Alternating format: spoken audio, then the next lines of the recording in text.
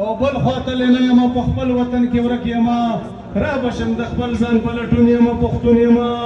د مو د ورک ځایو یو ډرون اواز د تاسو ډېر هر دل عزیز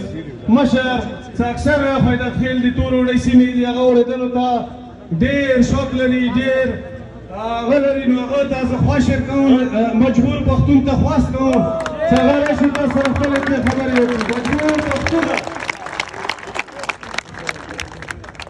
اعوذ بالله من الشیطان الرجیم بسم الله الرحمن الرحیم. ټولو ناوال د تورې وړي غیرتي سپینګیري ګلالي مشران او د دې علاقې قدرمن ګلالي انقلابي ځوانانو السلام علیکم. ګلونه ځوانانو او زه خفه دي ته یم چې د تورې وړي خلک باندې به غټه لانجه په 11 اکتوبر مشروي